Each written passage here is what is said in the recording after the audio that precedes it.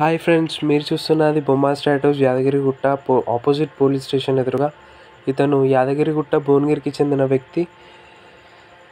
ఇతను round band tattoo వేసుకున్నాడు.